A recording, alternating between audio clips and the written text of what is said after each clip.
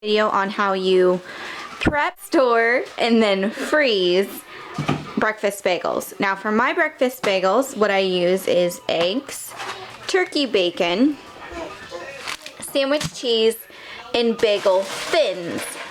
I use the thin bagels because I find they thaw and reheat better than the thick ones. The thick ones end up being really rubbery in my opinion, so we use the bagel thins. You can also do this with English muffins. Works the same way, just I don't recommend doing it with the big thick bagels.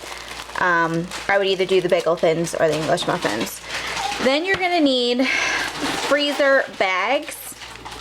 You want good freezer bags. On there you're gonna label it, and then I like to put thawing instructions, and if frozen, if we forgot to pull one out, how to thaw it out. And then you're gonna need plastic wrap and wax paper. Alright, so the very first thing I do is count how many bagels I have. Usually I have 16, but we've already kind of stole some. Ethan wanted a bagel this morning instead of eggs, so I only have 14 bagels. Okay guys, so how I have this set up is between each wax paper is a bagel, and then I have all my eggs cooling down here, which they're pretty much cool now, and my hands are clean, I just washed them. And then my slices of cheese here, and then over here I've got my bacon. After I've laid everything out, is to my bagel I add my egg, my cheese, and then again, how many pieces of bacon you want on yours is completely up to you, but I kind of do it that way instead of cutting them. And you take, and I like to put the top side up, so I tuck everything underneath like that. Wrap, get a piece off of there, and you just wrap it again around here, making sure that you tightly seal this because you do not want these to get freezer burnt. So get them as sealed up as you possibly can. Okay. Then in your Ziploc bag, yes, pop them in there. And then you do that with all of them. Really quickly, I wanted to tell you why I do the wax paper and then cover with saran wrap. Now, I've been doing this for a while. I used to just do saran wrap, put it in the Ziploc bag, remove it from the freezer, take the plastic wrap off, put a wet paper towel on it, put it in the microwave, heat it up, and what would end up happening is the paper towel would stick to the sandwich. It wasn't really that awesome. Sometimes they came out freezer burnt. It just didn't really work out that well with just the plastic wrap.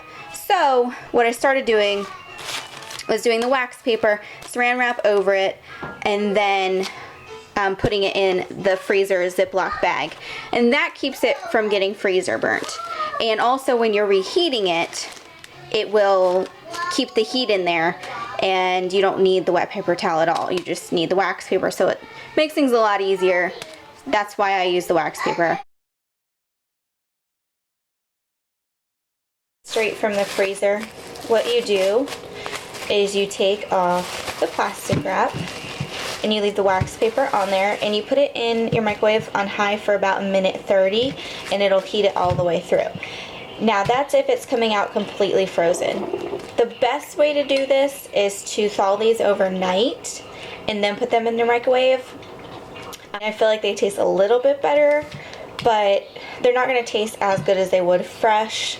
I don't feel like any frozen fruit ever tastes as good as they do fresh, but if you're in a hurry or you don't have a lot of time to make breakfast in the morning, these work out really, really well. Aaron actually likes to take the wax paper off and wrap it in a paper towel because he says that it keeps the sandwich dry, which he likes a dry sandwich. I don't mind a little bit of moisture, which I don't feel like the bagels are that bad when you're rethawing it in the microwave. See that, but it does get a little moist, and Aaron doesn't like that. It doesn't bother me.